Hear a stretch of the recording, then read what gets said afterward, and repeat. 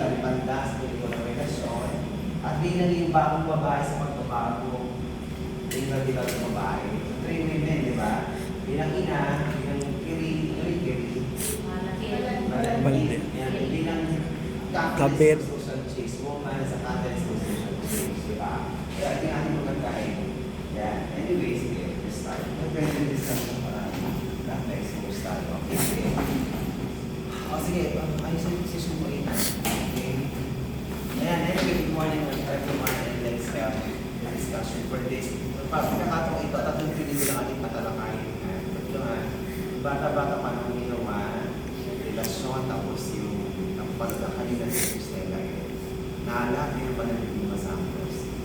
Okay, pero yung sa akin, di ba?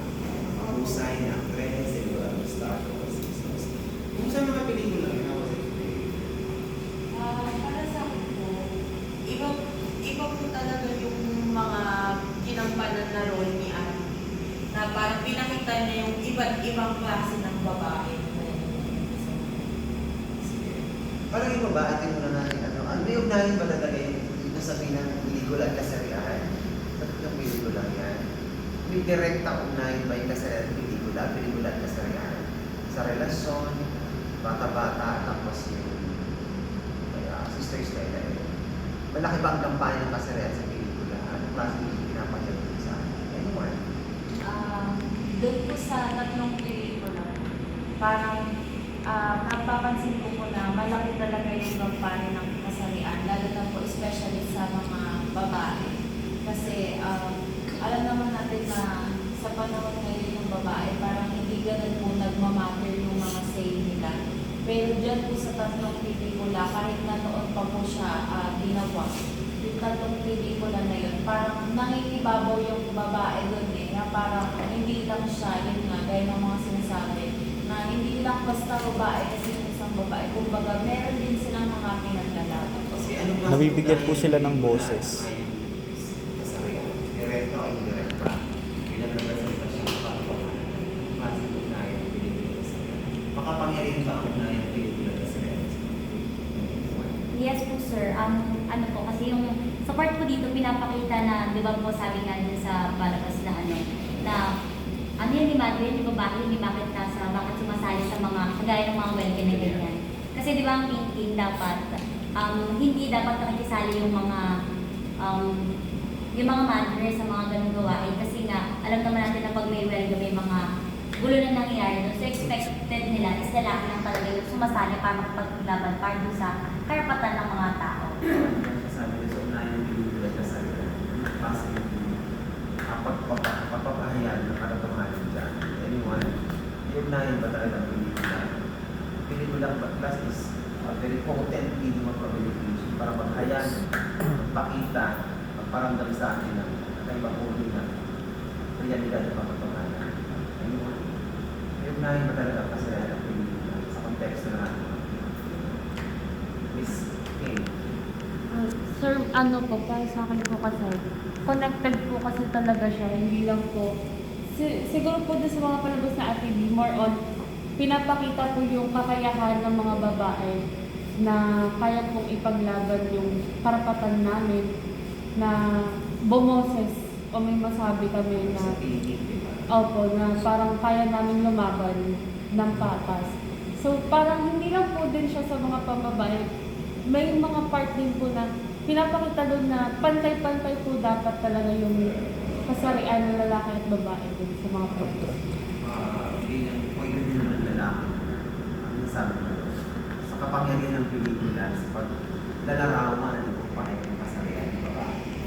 Sa akin sir, siguro magpo-focus po ako dun sa itong palabas ng Sister Stella. Kasi unlike dun sa dalawang palabas ni Ate B na bata-bata and relasyon, kumbaga more on focus dun sa kababaihan. Pero dito kasi sa Sister Stella, in general lahat ng tao, kumbaga yung pinaglalaban nila dun, yung karapatan nila, mapalalaki man or babae.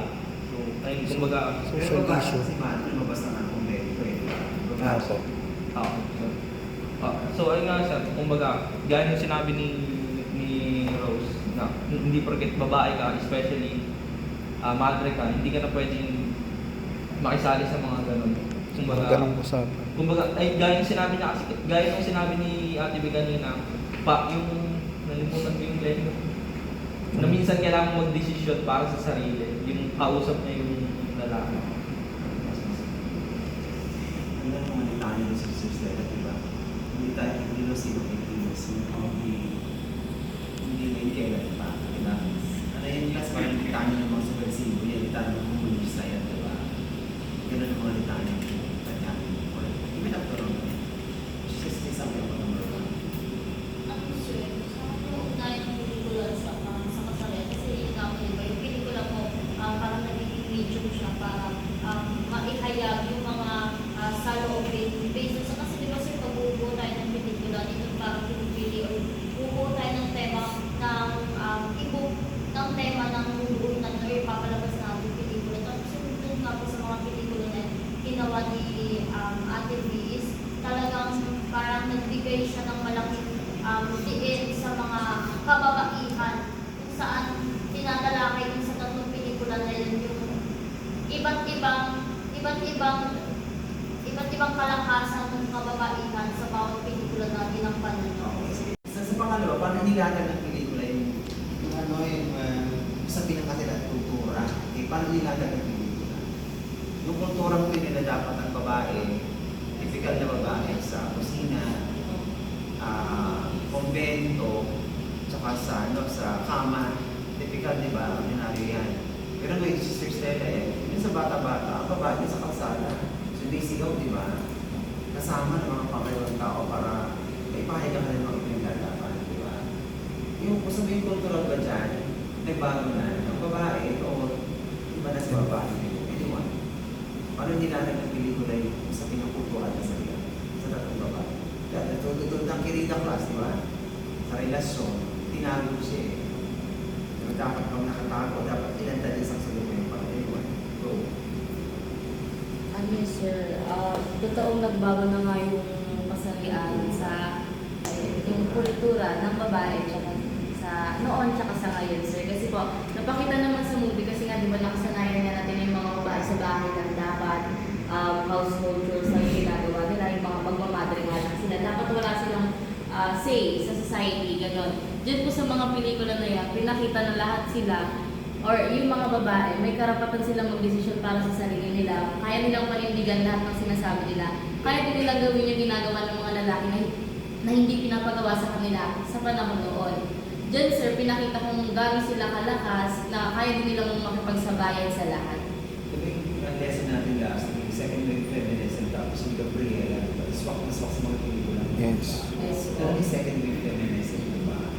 Talagang dapat mawala yung oppression or oppression ay yung pag-aabi sa kababaihan sa lingkod ng Pilipino. Diba?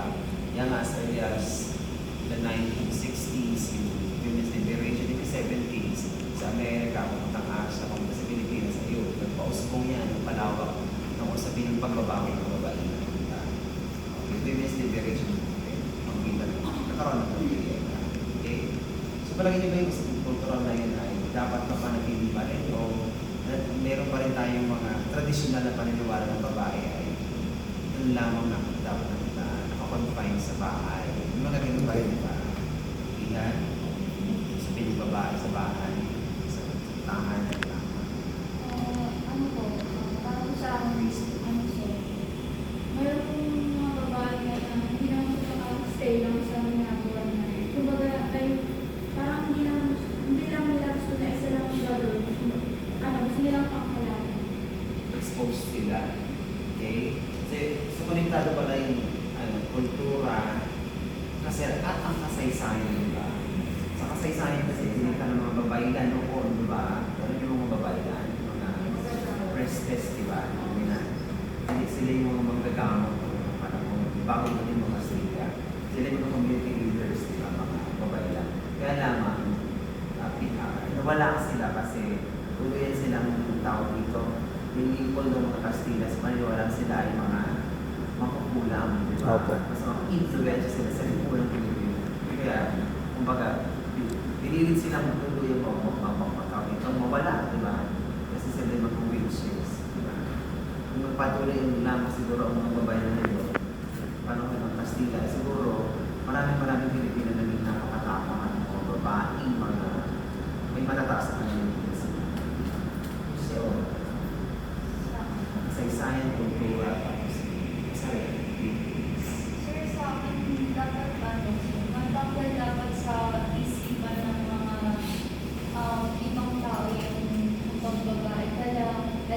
babae kasi yun din ang gawain mo sa bahay. For me, parang dapat mawala talaga yun sa isip ng mga Context ng Philippine culture, di ba? Yung babae mahihina, di ba? Very big, di ba? So, wala pinakaipak mo yung babae sa Pilipinas. Wala. Kumusta ang mga babae dito? Hindi mo alam. Pinakita ko mahilig babae sa Pilipinas. Pero po sir, Isa. iniisip ko kasi Ayan, labanan yung ano po. Yung sarili lang po kasi yung kalaban niya doon, hindi niya pinaglaban yung karapatan niya na kasi gusto niya po magkaanak doon. Kasi yung boyfriend niya ayaw, kaya dalawang beses na nakapaya. Hindi po try ko, the great Chida na kayo. Kung siya kaya, di ba matapang siya? Opo. Dalawa kami mahina matapang. Ano po siya, matapang siya pero pinakita niya yung kahinaan niya. Matapang siya kasi dalawang beses palaglag, di ba? O, di ba sa second wave baby? Kahit na hindi niya gusto. Diba? Yan ang sa promotion ng bansa, sa aking bansa, ay sa big ng malilimu ka. Sa kultura ng Pinoy, sa Kristiyano yan, that is something about it. Paano hindi natin nabinigla yun? Sabi ko. At, that is it. Sa pelikulang relasyon, kirito siya. Ano yung sasabi sa pelikula? So yun sir, parang halos pare-parehas lang naman po na ang pasarian at kultura ng tao, ng mga kababaihan is nagbago lang po talaga. Although yung pasarian is nandyan lang sir. Pero yung kultura ng mga kababaihan is nagbago na talaga po. Dinidefine. Kasi nga diba sa panahon ngayon is hindi na sila yung mga babaeng mahinhin pa noon sa laging nasa bahay lang. Ngayon po kasi halos lahat ng kaya nilang pwedeng gawin is kaya na po nilang gawin. So, at least talaga yung women empowerment, di ba? Empowered niya ang karamihan sa mga Pilipino. Di ba? Saan ka yung talagang di ba?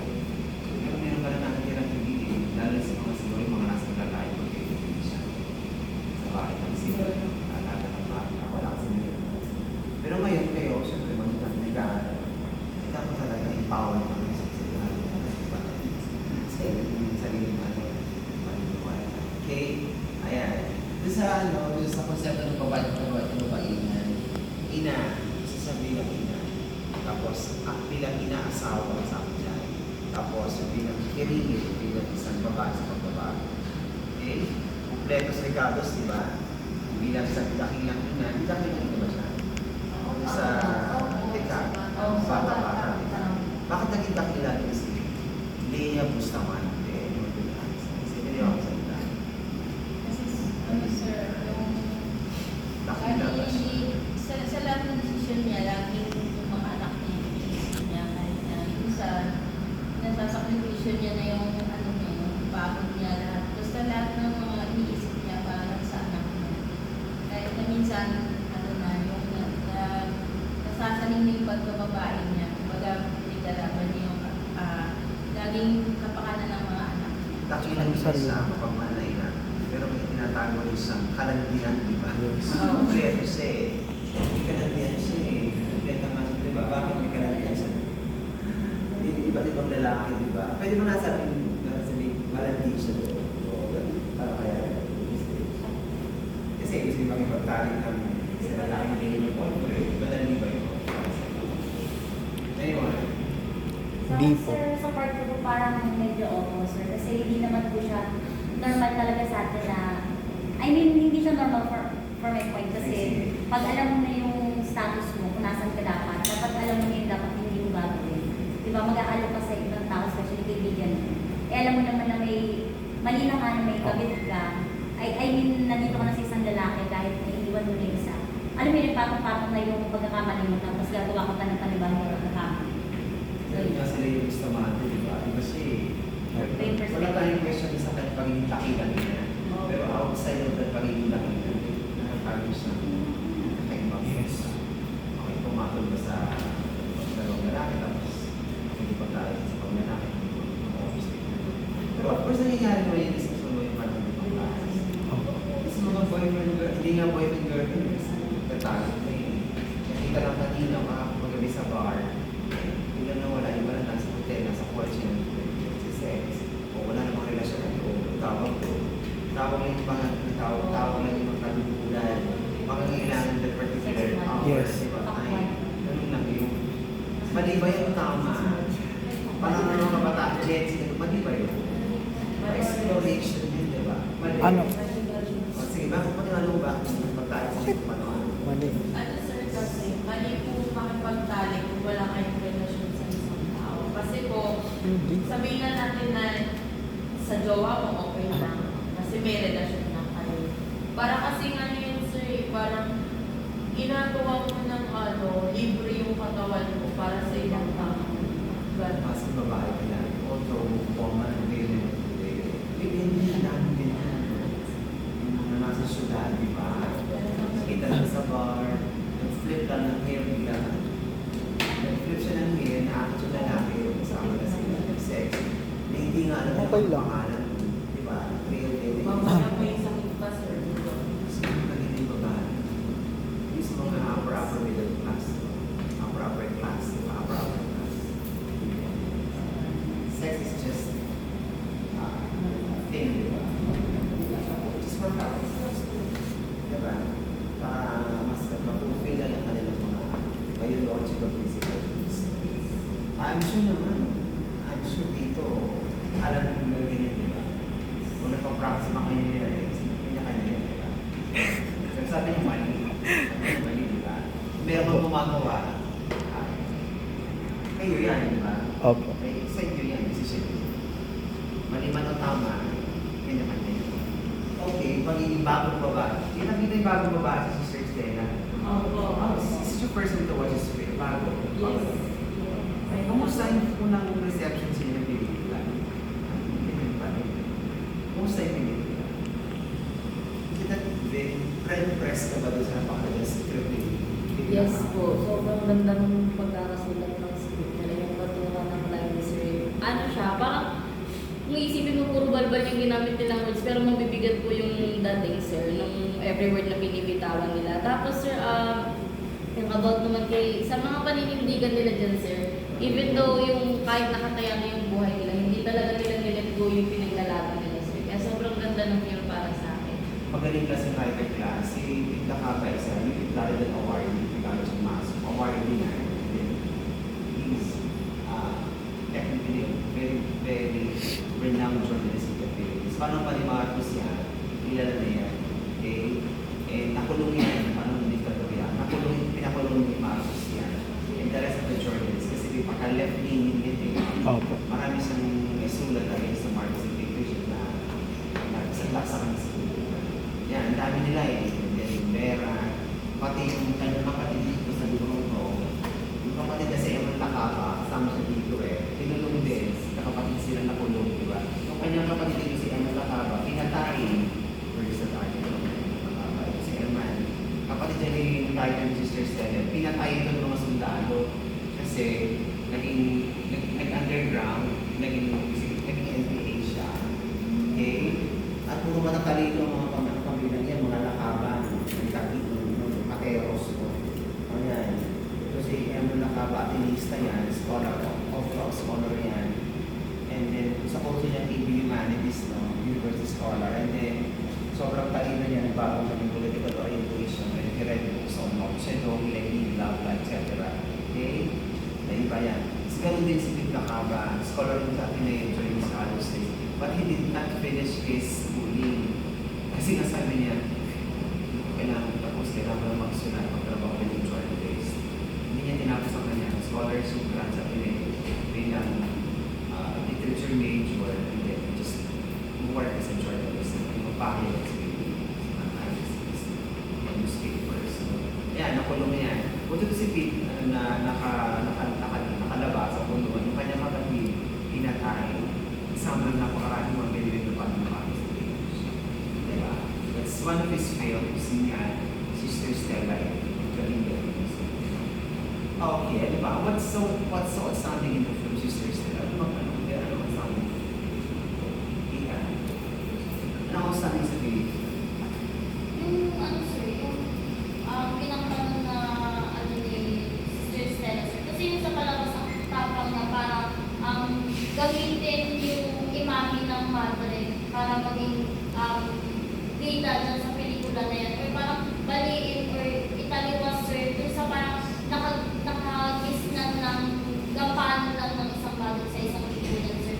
So parang kasi hindi siya, ano, sir, pinakita niya sa palabas na yan na, di ba, mga kababaihan, may karapatan, sa palabas na yun, sir, hindi in-accept yung mga madre dun sa karapatan ng kababaihan na yun, na parang yung mga sinabi na ni Sister Stella na, okay lang beses ko nang narinig na sinasabi ko na kung madre ka lang, dapat hindi ka nakikisali sa ganyan, pero sinabi niya dun, sir, na hindi ko nakakalimutan na tao ako, at bilang isang tao, sir, hindi niya parang nag-stand siya dun sa karapatan niya na mag-desisyon para sa sarili niya, tsaka ipaglaban yung karapatan ng Kaya ganyan.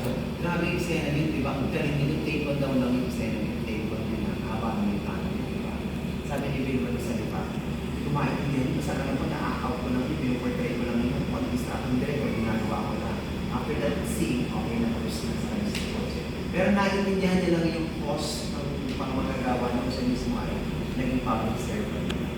So, alam niya na buhay niya. And talagang buhay ang eksena. Yan na eksena yun, di ba? After anything, kumusta pa pelikula na miss kita? Ayun mga miss kita eh. Hindi ngayon kailan pa. Hindi tayo pilusin ng ikilos. Tama ba yung sabihin isang madre? Ayun. Yes, sweet. Sir, para kasi dun sa live po na sinabi ni Luni, kasi parang sa akin po, hindi po talaga tayo maririnig kung walang makikinig. So parang dun po sa point na yun, ang sabi ko is, kung di tayo kikilos, kailan pa. So parang walang mangyari kung walang kikilos, kung walang mauuna, walang mamumuno. Yun po yung... Yung litanyang ginamit ni Vilma sa Pedro ng dekada 70, ito na last time, di ba? Sa inyo, di ba? Inulit din yung pelikula na yun sa dekada 70, Mark Melos.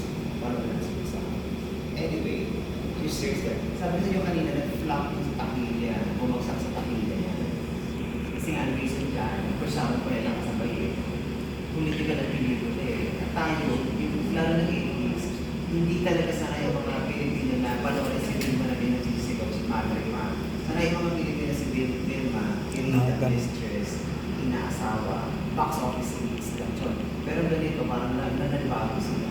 At the same time, class, natakot ang mga Pilipino audience sa time kasi baka sila hulihin. Yes. Mahulihan sila eh. Mahulihin sila ng mga sundalo, mga pulis, tsaka bakit nga. Kasi nga, parang against, di ba, the administration ng Pilipino. Yung premiere night niyan, dami yan sa Philippines, in Manila lang yung premiere night. Naku, ang daming tao natakot, pero puno yung premiere ng daming tao. Pero may mga nagsabi na, Ang gagawin? hulihin ba tayo dito? Nakatakas na mawa ko kasi dito sa premiere night ng pelikula. Pero dami natakot noon, dami. Kasi nga, nasabi ko. Bigla siya maganda. Okay. Hindi naman ganun ka bagsak na bagsak sa tapin niya yan. Kaya lang ang talaga yung ceiling niya, not the usual box office result ng pelikula ni Vilma ng sobrang kasi hindi masyado na yung ceiling, di ba? And plus the fact that time, Sharon Cuneta was soaring at the box office premise at that time. Kakay, di ba? So talagang literal na pinaluhod din Sharon Cuneta si Vilma sa box office. Luhod talaga. Sabi nga ni Vilma, umiyak siya, kasama yung si Mother Lilian Legal Cruz kasi nga, bumagsak yung pelikula. Natalo siya ng siya. Anyway, pero in terms of awards recognitions, wala ka. Lahat na ng Best Actress nakuha ni Vilma, Best Feature, Best Supporting Actress ni Luis Guillen, Best Supporting Actor, Tony Santos, si David Dumatal. Lahat nakuha. Sharon Zero, isa wala. Diba? Anyway, let's see. So, at least dito sa ating class, ito pelikula, ibang mukha ng babae natin. Diba? Inagutan, kiriyo, kasi may babae sa pagbabago, catalyst for social issues. So, kasi, ayan ang gender, society, what else? Yung mga pelikula na talaga hindi natapos, diba? Hindi nyo nga wala na kayo class exposure, diba? So, you should first have to watch this kind of films. Layering films.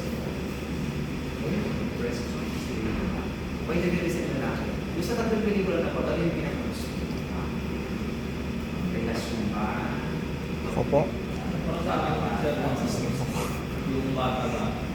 Bata. Kasi nga, ay nga, sir, yung pinakita talaga yung kumbaga pinatry talaga kung paano maging isang mabuting ina. Though yung character ni Vilma doon is ayun, medyo malamig siya. Pero hindi niya yung kumbaga pag nag-focus tayo dun sa ugali niya as a mother, parang binibigyan niya talaga lahat ng mga kailangan ng anak niya. Kahit na minsan, di ba, nag-rebelde pa nga yung isa, pero minahal niya pa rin, kumbaga, nag-sorry siya, nag-rebelde siya doon, tapos na-realize niya na bakit ba nag-rebelde ka ako, siguro may pagkukulang din ako. And then, na-realize niya, nag-sorry siya, and then, Pero sa isang part sa pelikula, wala na siya dapat sabihin story sa kanyang buhay. Diba? Wala pa rin na walang story dapat sa buhay niya. Tama ang ginawa niya. Okay? At sa lahat ng pelikula naman, nakikita ko sa iyo, Sister Stella, relasyon ng pagkakata. Anyone, kung may sister. Tataas na.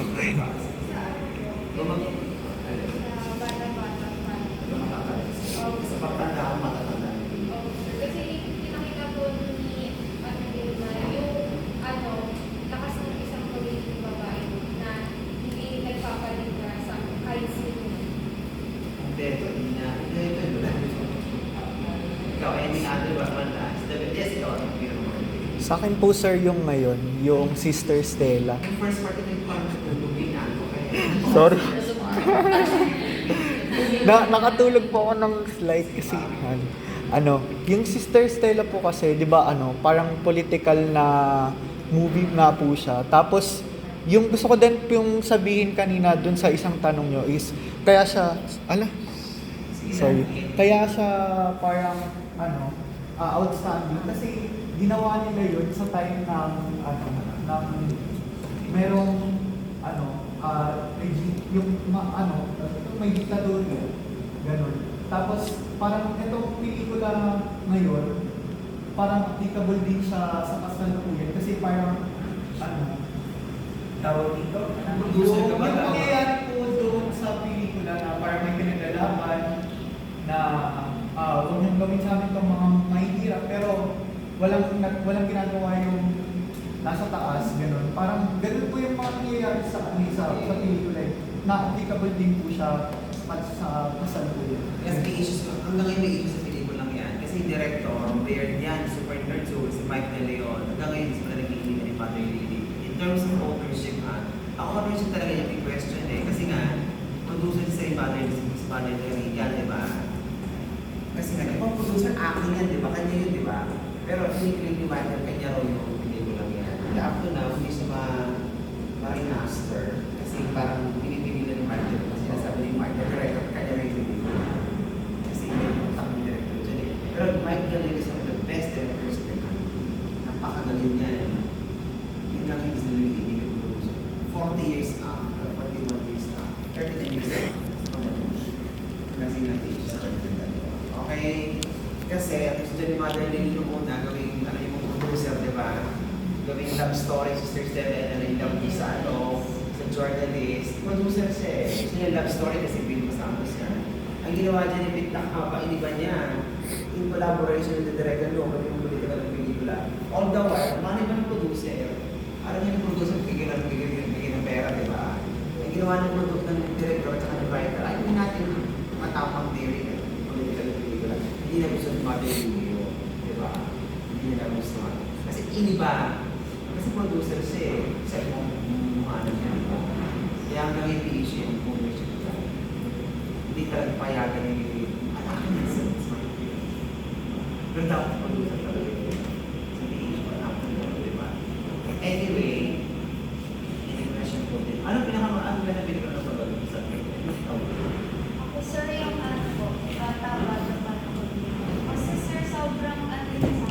Bukod sa pinakita yung woman empowerment, parang ang galing din po ni Vilma Santos na lumanap na natin sa mga bata. Kasi hindi niya po nililimitahan yung mga bata or kumbaga kung anong decision ng mga bata, pinipili na lang. That's the great Vilma Santos, di ba? Lahat ng pelikula na nanalo sa Best Actress, sa lahat ng yan, nakuha ko niya yung Best Actress.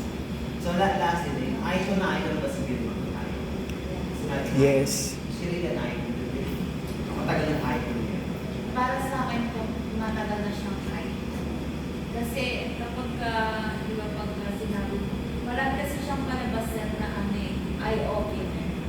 Yung talagang, yung pagkaka-portray niya dun sa mga pelikula niya, ano, parang, yung may makukuha ka talagang aral, yung hindi lang siya basta dadaan sa'yo, kumbaga tatatak talaga siya.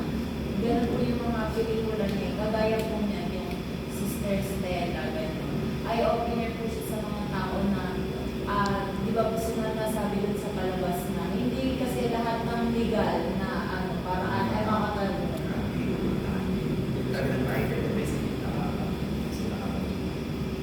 Parang hindi lahat ng moral ay legal, hindi lahat ng legal ay moral. Kung matay ka, pulis ka, tama yung profesyon niya, pero kung sabihin moral na yan, okay. Anyway, ay ano pa, Icon, Vilma Santos is President Icon. Deserve niya ba maging national artist for film? Deserve niya ba maging national artist for film? In the next 2 years, after all, or Siguro, sir. Paano mo ng isang kabataan? She's an icon po kasi yun nga po sabi din ni Julie, all of those films na ginampanan niya po sir, maganda po, and then nagampanan niya ng maayos, na-portray niya ng maayos yung mga roles, and then ang daming na-realize yung mga nanonood sa mga ginampanan niyang film, and also yung about naman po sa magiging national artist po. I think sir, deserve naman po kasi lahat naman po ng ginampanan niya sir, tumatak po siya sa mga nanonood. Kahit ako, ngayon ko lang sila napanood lahat, pero parang lahat sila naaalala ko at maaalala ko pa kahit pagtanda ko kasi lahat po talaga yung matututunan kasi. Si Vilma Santos 17 is coming November, yung si 17 na siya. Pero gumagawa pa rin siya ng mga pelikula. Hindi na rin siya pelikula this December eh. When I met him, Christopher Dodelaki. But anyway, icon sa ating Vilma. Familiar kayo sa pangalan, di ba? She's still relevant today. Parang ngayon Catherine Bernardo eh. Parang ngayon si Angela Iwar. Inadel Mariano. Pero she's still relevant. Oh, sir, sa talagang ano, kung maalam ka rin sa mga movies na or sa mga dati na ganun, talagang maano pa rin siya kahit na may bagong artista ngayon. Kasi mapapansin mo yung arte ngayon ng mga bagong artista hindi na ganun kagaling. Parang na, pagamuhan, pagandahan, pakiligan, doon na lang. Doon na lang sa bisita. Parang may na junior pa kasi. Pares po niya, no, David Picasso, tsaka ng party boy. Parang yun ay anyway, so icon. National artist, next pa. Pwede mong national artist. Parang number. Yes, sir. Kasi po, sobrang sa bawat, ano po, bawat play niya ng basic character, nagkakaroon po na ng iba't ibang ano sa pag-portray po ng different character sa different movies. Nagkakaroon po ng, sa bawat movies po, nagbibigay po ng lesson, hindi lang sa mga nakakatanda noon, kundi sa mga kabataan pa na makakapanood po ng movie na sa kasalukuyan. Sige, one last. National, icon and national artist nila. Sir, ano po? Icon, pwede po siyang, pasok po siya dyan sa title na yun, yung icon na yun, at dahil nga po yung tulad nga po ng mga sabi nila is, kaya niya pong mag-stand. Kasi nga po, di ba sabi nga natin, ang pagiging artista kasi hindi yun basta acting ka lang dyan eh. Kailangan, isasa puso mo yung passion mo, yung tama yung passion mo. Dapat isasa puso mo kasi pag isinasa puso mo yung trabaho na ginagawa mo, maganda yung kakalabasan eh. Kaya nga, siya na-consider, di ba, ng maraming mga tao na magaling itong tao to. Kasi nga, ginagampanan niya talaga ng tama yung characters. Yes. Yes po sir, pwede din po siya pumasok sa national artist. Kasi po, yun nga po, bihira lang naman sa mga artista na ano eh, yung makapasok sila sa level ng ganyan. Kasi hindi ka naman ma-consider ng nasa mataas or kilalang kung hindi ka talaga magaling. So, possible sa line of national artist for film, sa artista, dalawa pa lang yan. Fernando Puccio din ito, kasi the rest, mga director eh. Director ko yan, Jerry Rodrigo Pro, Ishweta na. Artista dalawa pa lang. Next 2 years, baka daw baka either golf or Vilma Santos. Sana, pagsabihin na ng parang walang issue. Kasi a year ago, tatlo eh, Nor may gimmick for writing, of course. Marlon Diaz Amaya, the director. Okay? Ayan. Thank you. you so much. Tapos tayo.